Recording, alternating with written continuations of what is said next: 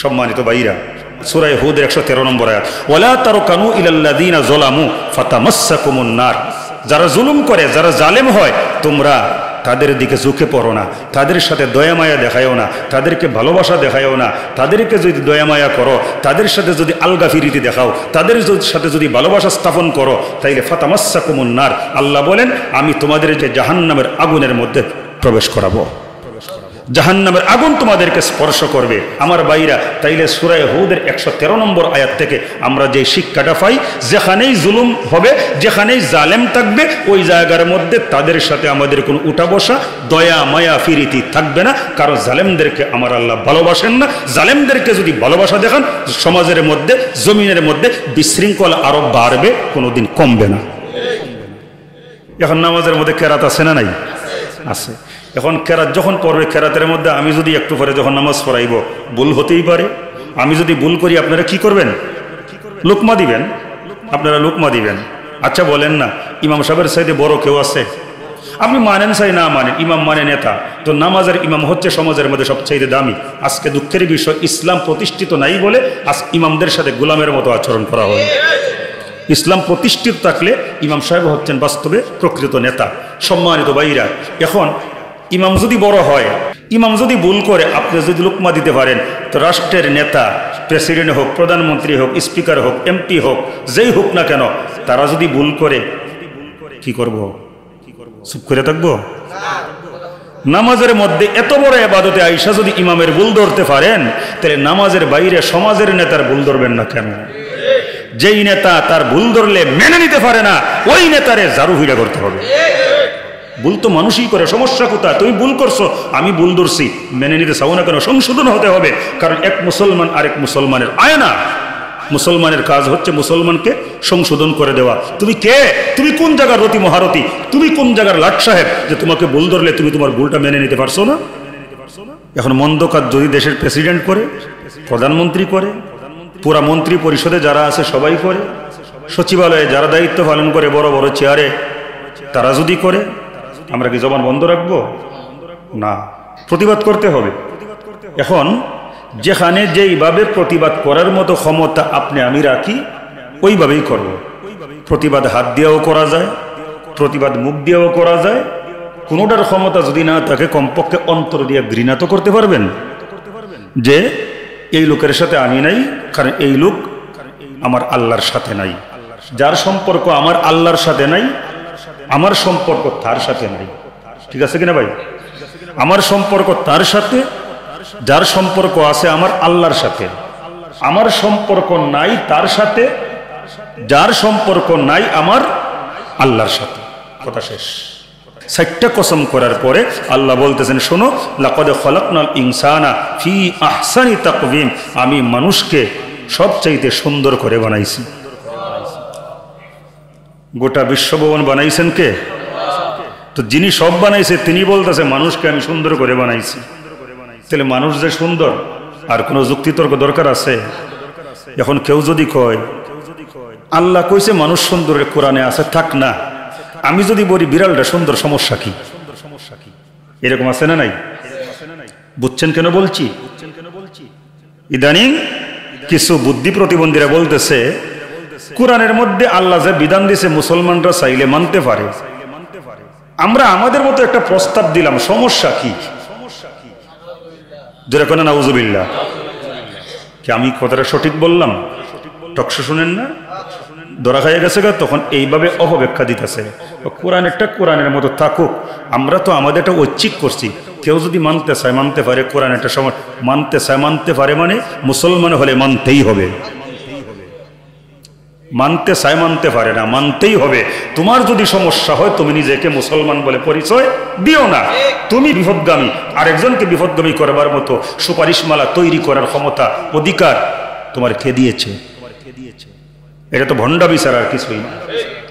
আল্লাহ কইছে জিনা হারাম, এরা কইটার একটা পেশা হিসাবে স্বীকৃতি দিতে হবে।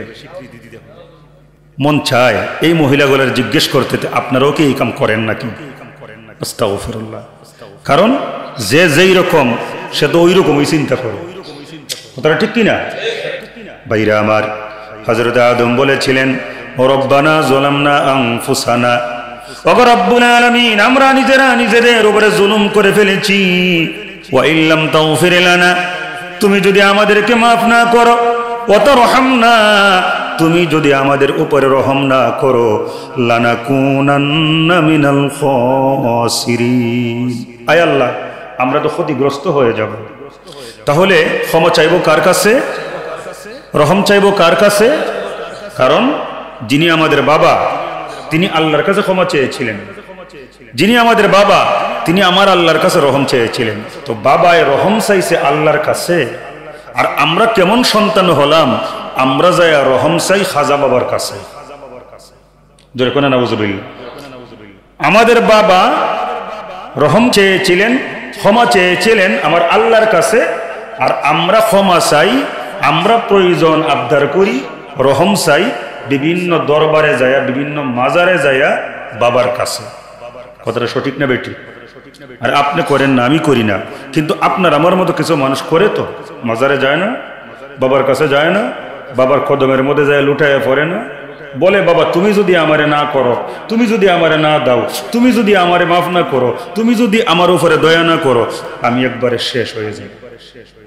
হে তো শেষই হয়ে গেছে, হে তো শেষই হয়ে গেছে, ঠিক না? কেমনে শেষ হইছে?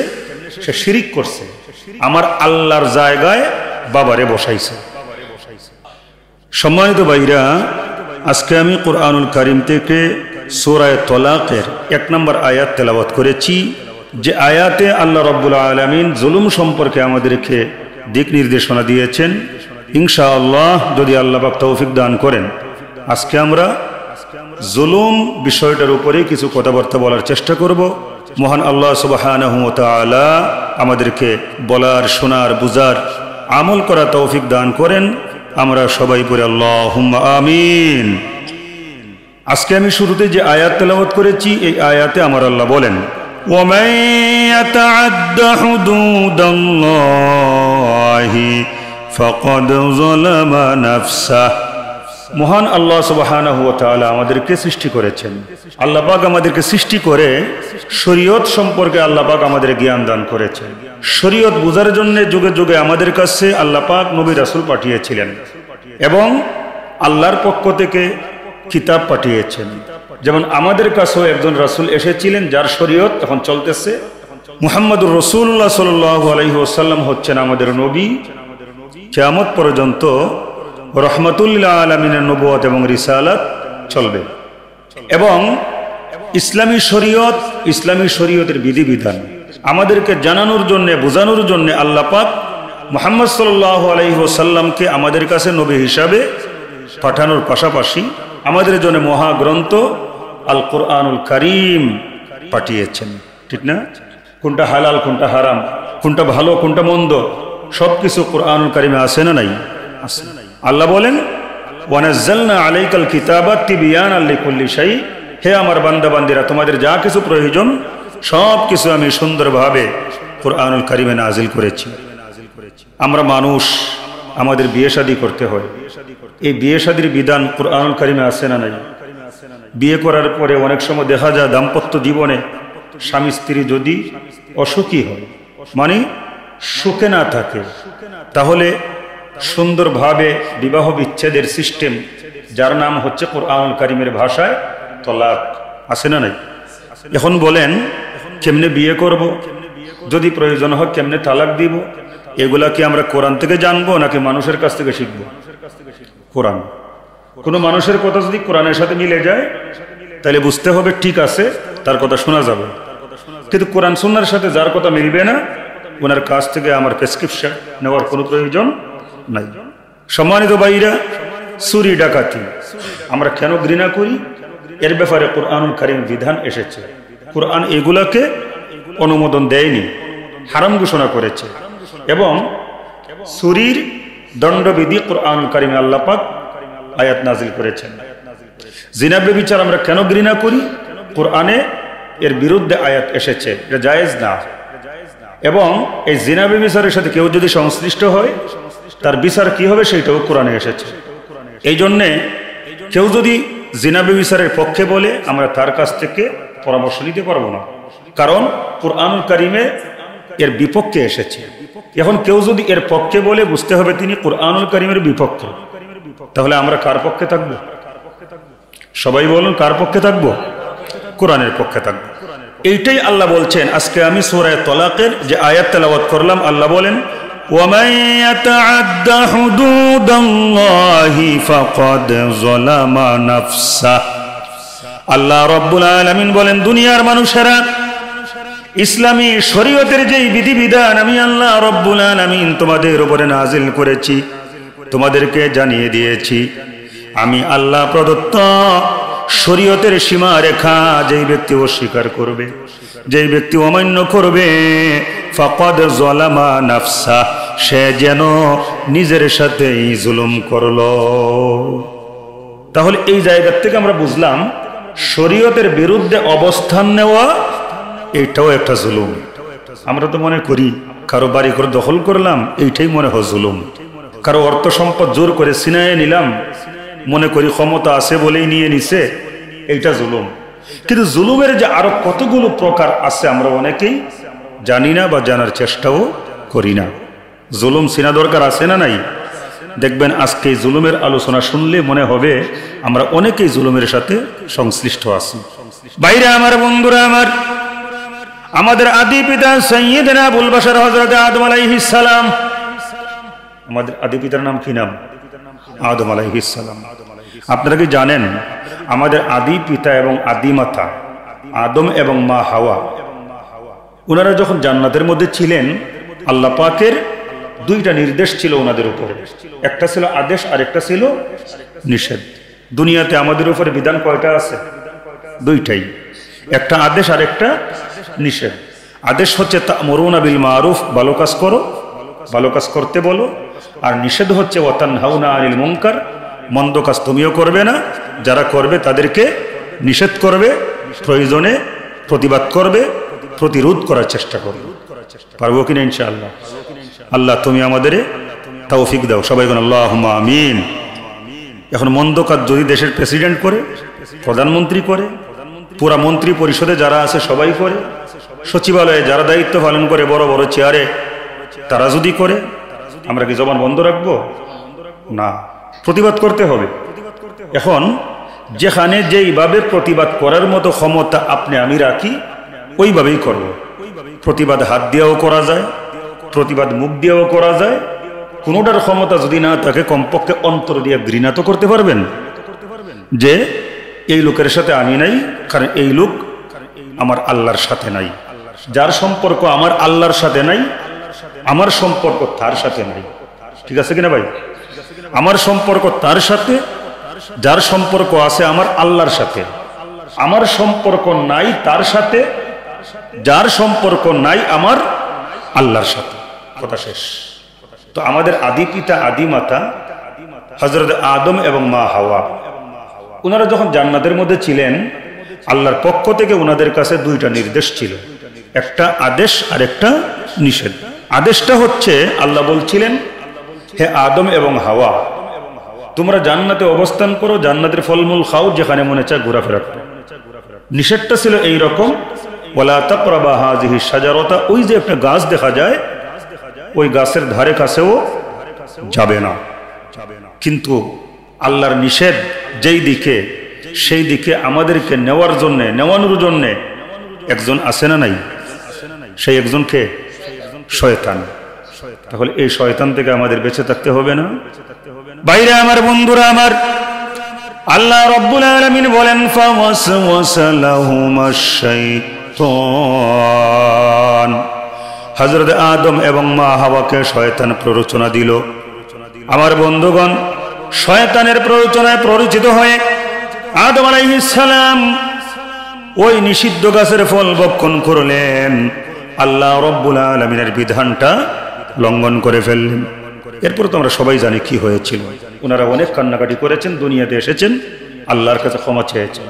এখন প্রশ্ন হচ্ছে, কোন ভাষায় আমাদের আদি পিতা আদম আলাইহিস সালাম আল্লাহর কাছে দোয়া করেছিলেন?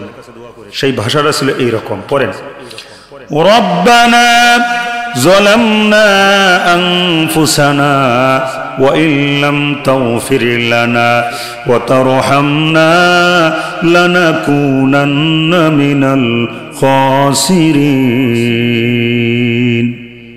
ভাইরা আমার হযরত আদম বলেছিলেন রব্বানা যালামনা আনফুসানা ওগো রব্বুল আলামিন আমরা নিজেদের উপরে জুলুম করে ফেলেছি যালামনা আনফুসানা নিজেরা নিজেদের উপরে জুলুম করে ফেলেছি আদম আলাইহিস সালাম কি জালেম নাউজুবিল্লাহ উনি কি জুলুম করতে পারেন কিন্তু দোয়াটা কি করছেন রব্বানা যালামনা আনফুসানা আল্লাহ আমি আমার নিজের উপরে জুলুম করে ফেলেছি ওয়া ইল্লাম তাগফির লানা তুমি যদি আমাদেরকে maaf না করো ওয়া তারহামনা তুমি যদি আমাদের উপরে রহম না করো লানাকুনান্না মিনাল খাসিরিন আয় আল্লাহ আমরা তো ক্ষতিগ্রস্ত হয়ে যাব তাহলে ক্ষমা চাইবো কার কাছে রহম চাইবো কার কাছে কারণ যিনি আমাদের বাবা তিনি আল্লাহর কাছে ক্ষমা চেয়েছিলেন যিনি আমাদের বাবা তিনি আমার আল্লাহর কাছে রহম চেয়েছিলেন তো বাবায় রহম চাইছে আল্লাহর কাছে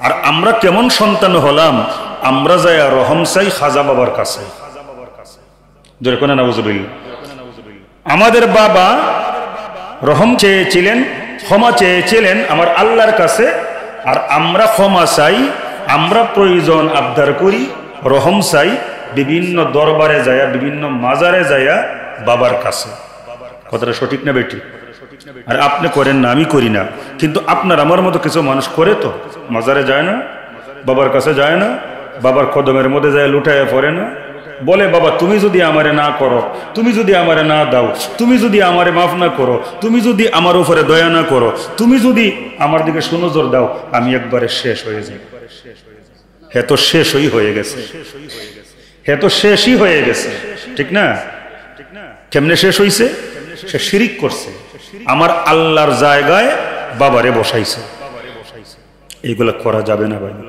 এগুলা শিরিক তো যেটা বলছিলাম আদম আলাইহিস সালাম বলতেছেন ওয়া ইল্লাম তাগফির লানা আল্লাহ তুমি যদি আমাদের মাফ না করো ওয়া তারহামনা তুমি যদি রহম না করো লানাকুনান্না মিনাল খাসিরিন আমি তো শেষ হয়ে যাব আমি কার কাছে যাব কে আমারে মাফ করবে কে আমাকে রহম করবে তুমি ছাড়া আমাকে দয়া মায়া করার মতো আর কেউ নাই এখন প্রশ্ন হচ্ছে ভাইরা আমার হযরত আদম আলাইহিস সালাম দুয়ার শুরুতে আল্লাহর কাছে বলেছিলেন রব্বানা যালামনা আনফুসানা আয় আল্লাহ আমি জুলুম করেছি আমার নফসের উপরে তুমি আমারে maaf করে দাও কি জুলুম তিনি করেছিলেন আমার ভাইরা আল্লাহ রাব্বুল আলামিন আদম আলাইহিস সালামকে নিষেধ করেছিলেন ওয়ালা তাকরাবা হাযিহিশ শাজারাতা ফাতাকুনা মিনাজ জালিমিন আদম রে ও হাওয়া তোমরা শোনো ওই যে একটা গাছ দেখা যায় ওই গাছের ফল ভক্ষণ করা তো দূরের কথা এর ধারে কাছেও যাওয়া যাবে না যদি যাও ফাতাকুনা মিনাজ জালিমিন তোমরা জালেমদের অন্তর্ভুক্ত হয়ে যাবে এটা জুলুম হবে আমার বন্ধুগণ তার মানে এই জায়গা থেকে আমরা বুঝলাম আল্লাহর হুকুম না মানাটাও জুলুম কথা বুঝছেন আল্লাহর হুকুম না মানাটাও জুলুম তাহলে এখন বলেন আমরা সবাই মনে হয় দিনরা 24 ঘন্টা আল্লাহর হুকুম খালি মানতেই আসি মানতে পারি মানার চেষ্টা করি কিন্তু মাঝে মধ্যে ত্রুটি বিচ্যুতি হয় না আরেকজনকে যে জালেম বলে গালি দিতেছেন হ্যাঁ যে জুলমের সাথে সম্পৃক্ত সীমা লঙ্ঘন করে সে তো জালেম হই কিন্তু কোনো না কোনো দিক দিয়ে আমিও তো জালেম হয়ে বসে আছি তাহলে আমার কাছ থেকে জুলুমের মতো বদ অভ্যাসটা সরানো দরকার আছে না নাই একজনে ক্ষমতা দখল করছে জোর কইরা এইটা জুলুম একজনে আপনার আমার ভোটের অধিকার নষ্ট করছে এইটা জুলুম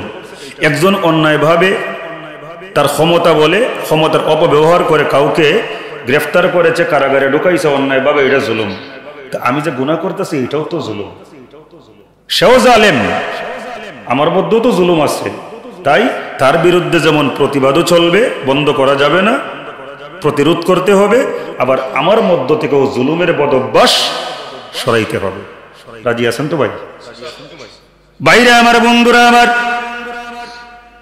আরো একটা বিষয় উল্লেখ করা যায় অনেক স্বামী স্ত্রী এইরকম আছে তাদের মধ্যে বনিবনা নাই মিল মহব্বত নাই আচ্ছা স্বামী স্ত্রীর মধ্যে যদি মিল মহব্বত না থাকে বনিবনা না হয় তাহলে ইসলামী শরীয়তের বিধান কি? ইসলামী শরীয়তের বিধান হচ্ছে বিবাহ বিচ্ছেদ, যেটাকে বলা হয় তালাক। এখন আপনি চাইলে ধৈর্য ধরতে পারেন, ধৈর্য ধরতে না পারলে আপনি তালাক দিতে পারেন। ইসলাম সেই অধিকার আপনাকে দিয়েছে।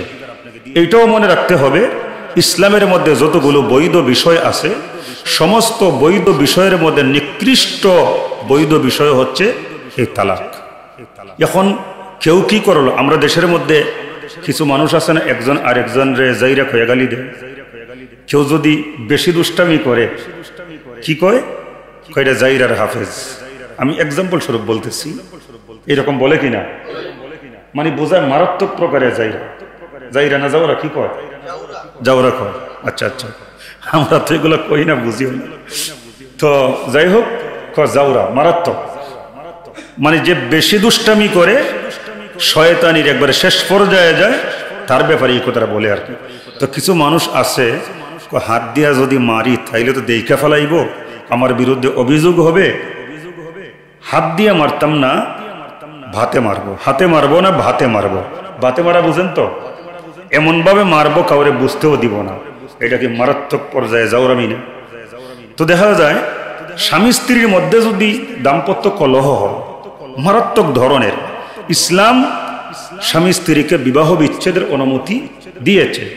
স্বামী কি করলো, মনে মনে সিদ্ধান্ত নিয়েছে, হ্যাঁ তুমি আমার সাথে ফাইজলামি করো, মানে বউয়ের ব্যাপারে মনে মনে বলতেছে, তোমার আমি ছাড়তাম না।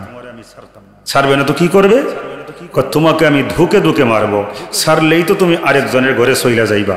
সুযোগ, কিন্তু এই সুযোগ দিতাম না, আমি তালাক না দিলে তো যাইতে পারবা না, তাই তোমারে আটকায় রাখবো, তোমারে আচ্ছা মতো মানসিকভাবে টর্চার করবো। এরকম আছে না? ইসলামে এইটা নিষেধ। ইসলামে এইটা কি নিষেধ? আমার আল্লাহ বলেন সূরা বাকারা, ওয়ালা তুমসিকুহুন্না বিরারান লিতা'তাদু ওয়া মান ইয়াফআল যালিকা ফাকাদ যালামা নাফসাহ। ভাইরা আমার, বন্ধুরা আমার, আল্লাহ রাব্বুল আলামিন বলেন, ও আমার বান্দা বান্দিরা, তোমরা যখন বিবাহ বন্ধনে আবদ্ধ হবে, দাম্পত্য সম্পর্ক স্থাপন করবে, দাম্পত্য জীবন যাপন করবে, যদি তোমাদের মধ্যে মিলমিশ না হয়, ওয়ালা তুমসিকুহুন্না দিরারান লিতা'তাদু, একজন আরেকজনকে কষ্ট দেওয়ার উদ্দেশ্য নিয়ে আটকায়া রাখো না। আল্লাহ কি বলছেন? আটকায়া রাখো না। ওয়ালা তুমসিকুহুন্না, ও স্বামী, তোমার বউ তোমার কথা শুনে না, বা কোনো কারণবশত তুমি তোমার বউরে মেনে নিতে পারতেছো না, লা তুমসিকুহুন্না, তারে তুমি আটকায় রাখো না। কোন উদ্দেশ্যে? দিরারান লিতা'তাদু, যে কষ্ট দেওয়ার জন্য তুমি তার উপরে সীমা লঙ্ঘন কইরো না, তুমি তারে আটকায় রাখো না, এটা সীমা লঙ্ঘন হবে। আল্লাহ রাব্বুল আলামিন বলেন, আল্লাহ তো নিষেধ করছেন এরকম করা যাবে না। কেউ যদি করে, ওয়া মান ইয়াফআল যালিকা ফাকাদ যালামা নাফসাহ, আমি আল্লাহ রাব্বুল আলামিন নিষেধ করা সত্ত্বেও যেই ব্যক্তি এইরকম করবে, সে যেন নিজের সাথে নিজে জুলুম করলো। যখন নাউযুবিল্লাহ। এইটা দিয়ে আমি কি বুঝাইতে চাইলাম? আরেকজনকে কষ্ট দেওয়ার চিন্তা করা, আরেকজনকে কষ্ট দেওয়াটাও একটা জুলুম। বুঝে আসছে? কাউরে কষ্ট দেওয়া যাবে না। এখন আসেন, এই যে সুন্দর সুন্দর বিধানগুলা, নামাজ কেমনে পড়তে হবে, নামাজ কখন পড়তে হবে, চুরি করলে কি বিচার, জিনা করলে কি বিচার, জিনা চুরি করা যাবে কি যাবে না, সব বিষয়াদি কুরআনুল কারিমে যে আল্লাহ রাব্বুল আলামিন আমাদেরকে আয়াত নাজিল করে জানিয়ে দিয়েছেন। সবাই বলুন না, সেই আল্লাহকে মানা দরকার আছে না নাই? আল্লাহরে যে মানবে না সে তো আল্লাহর বান্দাই না, নিজেকে আল্লাহর বান্দাই দাবি করতে পারে না, সে আল্লাহ দ্রোহী, সে আল্লাহর অবাধ্য, অভিশপ্ত। বাইরে আমার, হযরত লুকমান হাকিম তার ছেলেকে বলেছিলেন, ইয়া বুনাইয়া লা তুশরিক বিল্লাহ ইন্নাশ শিরকা লাযুলমুন আযীম। ইয়া বুনাইয়া, হে আমার আদরের সন্তান, লা তুশরিক বিল্লাহ, তুমি আল্লাহর সাথে কাউকে শরীক করো না। আল্লাহর সাথে শরীক করে এইরকম কিছু মানুষ আমাদের দেশে আছে না নাই? একটু আগেই তো বললাম, মাজারে যাইয়া বাবার পায়ের মধ্যে মাথা লাগাইয়া মাথা নিচু করে সেজদা দিবে আল্লাহর জন্যে। এমন কিছু অবুঝ বান্দা আছে যারা মাজারের মধ্যে যাইয়া বাবার মাজারের মধ্যে মাথা নিচু করে দেয়, ঠিক না? আর বাবাই যদি জিন্দা থাকে তাইলে মাজার না, বাবার পায়ের মধ্যে মাথাটা লাগাইয়া দেয়, বাবা আমারে বাঁচান। জোরে কোন নাউজুবিল্লাহ। বাবা আমার টাকা দরকার, আমারে টাকা দেন, আমার বিয়ে করবো, সুন্দর একটা বউ দরকার, বউ দেন। যেমন বাবা সব ভান্ডার নিয়ে বৈশা আছে, আমার ছেলেটারে ঢাকা বিশ্ববিদ্যালয়ে ভর্তি করবো, বাবা ভর্তি করাইয়া দেন, সব ভান্ডার বাবার কাছে। এরকম আছে না নাই? বাবা আমার ছেলে হয় না, আমার ছেলে দেন। জোরে কোন নাউজুবিল্লাহ। আচ্ছা বলেন না, যে কয়টা এক্সাম্পল দিলাম একটাও কি বেঠিক বলছি? এরকম আছে না আমাদের সমাজে? এগুলা কি? শিরিক। সবাই বলে এগুলা কি? শিরিক। শিরিক কারে বলে বুঝেন তো? শিরিক শব্দের অর্থই হচ্ছে আল্লাহর জায়গায় কাউরে বসায়া দেওয়া, মানে আল্লাহর অংশীদার স্থাপন করা, এটাকেই বলা হয় শিরিক। যেমন আরো সহজ করে বুঝাই, আমরা দেশের মধ্যে কিছু মানুষ ব্যবসা বাণিজ্য করে না? আপনারাই তো সবাই ব্যবসায়ী এই জায়গার মধ্যে। অনেকে আছে না তার ব্যবসার মধ্যে শরিক নেই, শরিক হয় না, শরিকানা ব্যবসা। শরিক আমি কি বুঝাইতে পারছি? বা পার্টনার, পার্টনারশিপের ব্যবসা। তো একজন পার্টনার নিল, শরিক নিল, তার মানে আমার যেই ক্ষমতা শরিক করে একই ক্ষমতা, তাই না? এই শরিকটাই হচ্ছে আল্লাহর সাথে কেউ যদি শিরিক করে, মানে আল্লাহর পার্টনার বানায়া দিল। যারা কোন নাউজুবিল্লাহ। বুঝতে পারছেন তো? হযরত লুকমান হাকিম তার ছেলেকে বলতেছিল, ইয়া বুনাইয়া লা তুশরিক বিল্লাহ, হে আমার আদরের সন্তান, আল্লাহর সাথে কাউকে শরীক করবা না। ইন্নাশ শিরকা লাযুলমুন আযীম,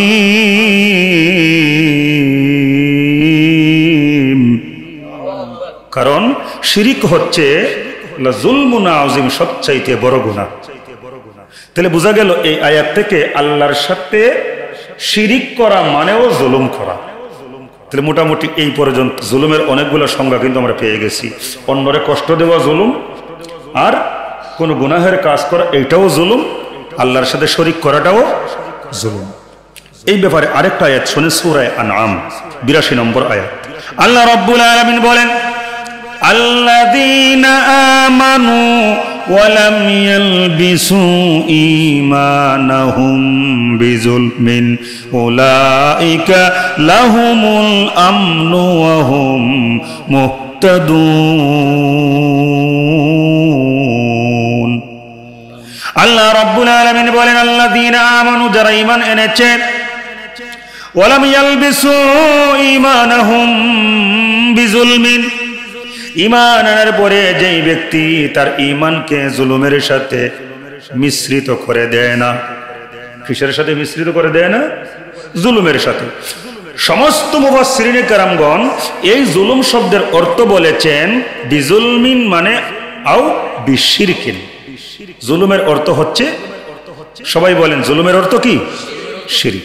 ভাইরা আমার, বন্ধুরা আমার, আল্লাহ রাব্বুল আলামিন বলেন, আল্লাযীনা আমানু ওয়া লাম ইয়ালবিসু ঈমানাহুম বিযুলমিন, যেই ব্যক্তি ঈমান আনার পরে তার ঈমানকে জুলুমের সাথে মিশায়া দেয় না, শিরকের সাথে মিশায়া দেয় না, উলাইকা লাহুমুল আমনু, আল্লাহ রাব্বুল আলামিন বলেন তাদের জন্যই আমি আল্লাহ রাব্বুল আলামিন নিরাপত্তার ব্যবস্থা করে রেখেছি। যে ঈমান আনার পর ঈমানটার শিরকের সাথে মিশাইবে না, আল্লাহ বলেন উলাইকা লাহুমুল আমন, আমি আল্লাহ তারকে নিরাপত্তা দিলাম। যেরকম সুবহানাল্লাহ। আল্লাহ যদি কাউরে নিরাপত্তা দিয়ে দেন, তার কি আর কোনো চিন্তা আছে? কোনো চিন্তা নেই। ওয়া হুম মুহতাদুন, আল্লাহ বলেন যারা ঈমানের সাথে জুলুমকে মিশাবে না, জুলুমের সাথে তাদের ঈমানকে মিশাবে না, তারাই সৎ পথের পথিক। যেরকম আল্লাহু আকবার। বাইরে আমার, বন্ধুরা আমার, আরেকটা এক্সাম্পল দেই। মুসা আলাইহিস সালাম যখন তাওরাত কিতাব আনতে গিয়েছিলেন, আসার পরে দেখে ওনার জাতি বাছুরের পূজা করতেছে। বাইরে আমার, বন্ধুরা আমার, তখন তিনি তার জাতিকে বলেছিলেন, ইয়া কওমি ইন্নাকুম যালামতুম আনফুসাকুম বিত্তিখাযিকুমুল ইজল। হে আমার সম্প্রদায়, এই যে বাছুরকে তোমরা পূজা করতেছো, উপাস্য বানিয়ে নিয়েছো, ইয়া কওমি ইন্নাকুম যালামতুম আনফুসাকুম, আল্লাহর সাথে কাউকে তো শরীক বানানো যায় না। তোমরা যে বাছুরের পূজা করতেছো, এইটা তোমরা এই জুলুমের মাধ্যমে, এই পূজার মাধ্যমে, এই শিরকের মাধ্যমে তোমরা নিজেরাই নিজেদের উপরে জুলুম করতেছো। ইয়া কওমি, হে আমার জাতি, ইন্নাকুম যালামতুম, নিশ্চয়ই তোমরা জুলুমের সাথে সম্পৃক্ত হয়ে গেছো। কিভাবে?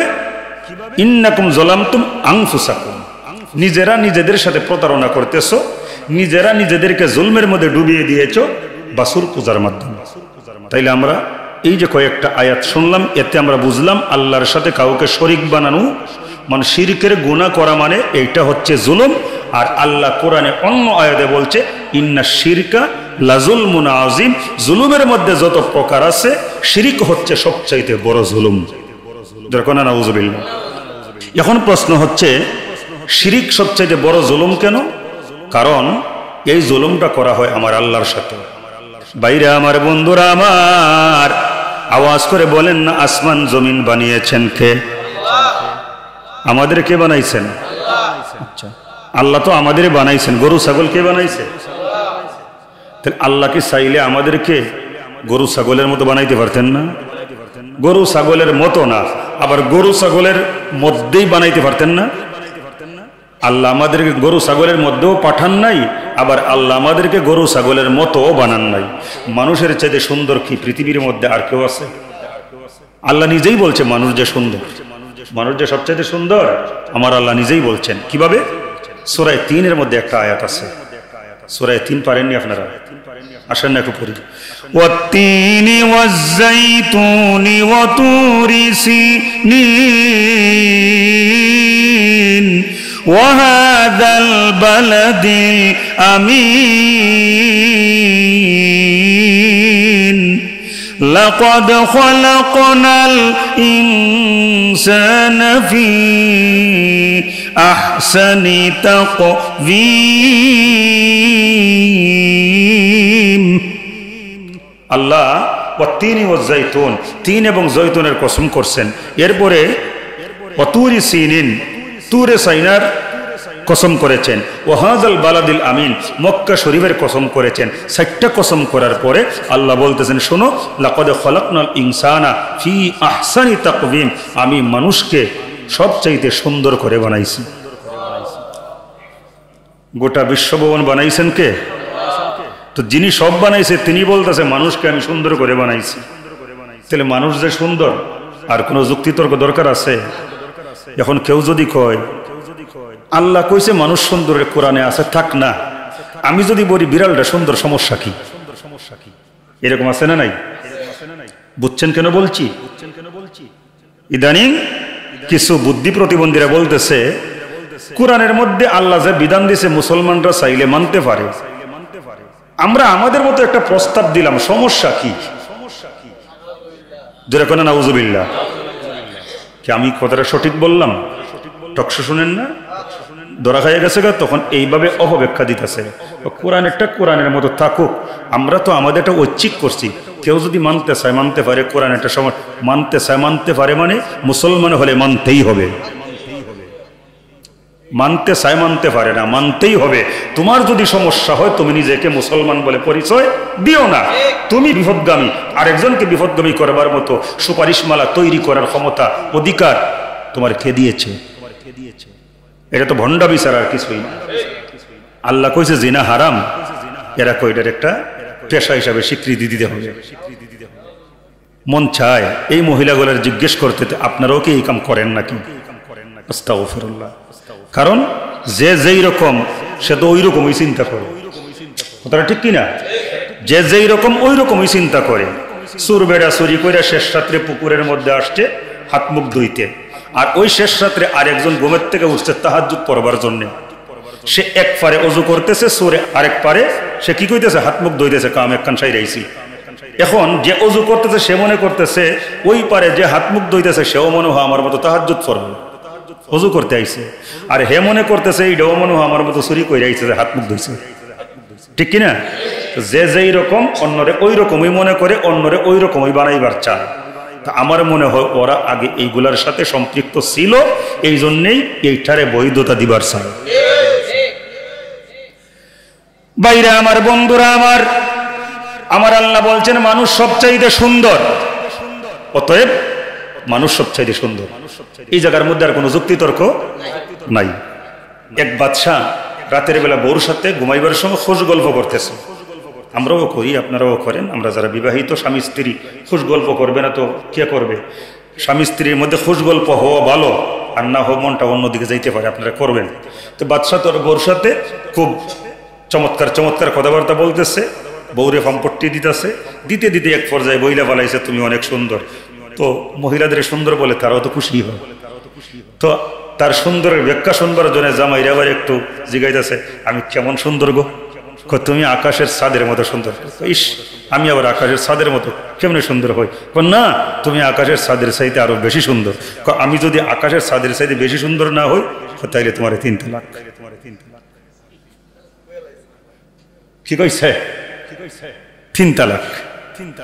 এখন ঘটনা ঘটছে না ঘটে নাই?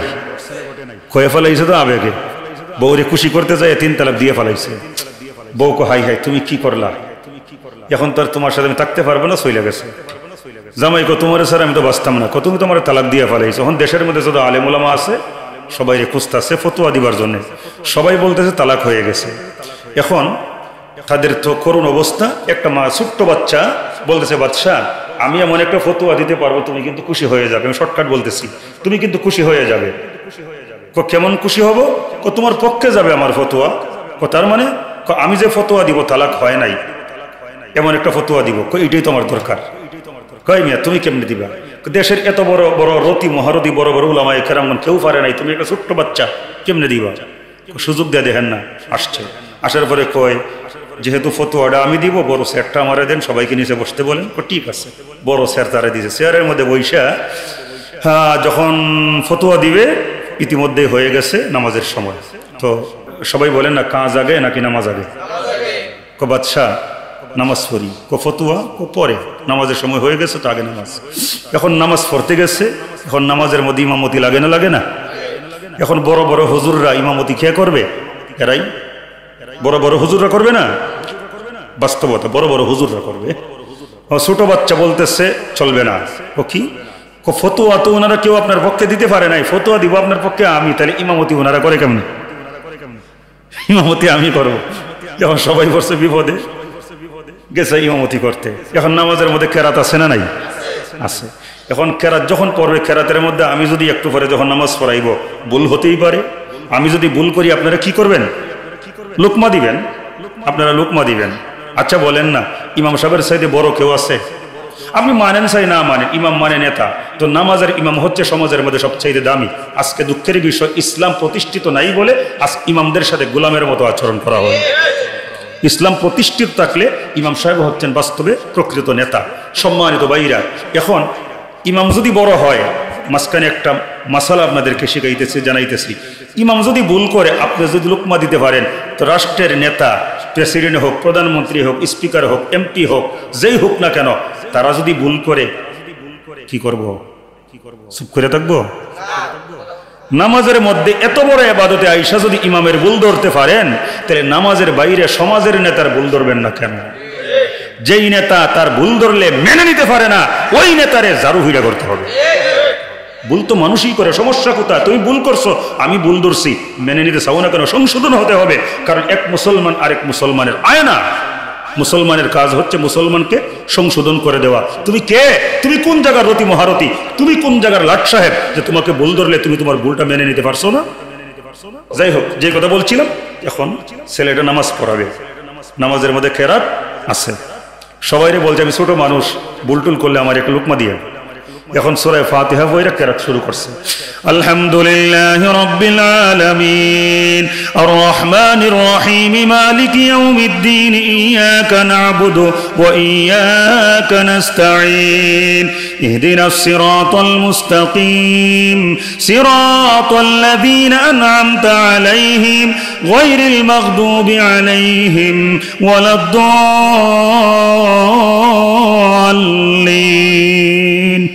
সূরা ফাতিহা শেষ। কেরাত পড়তে হবে না?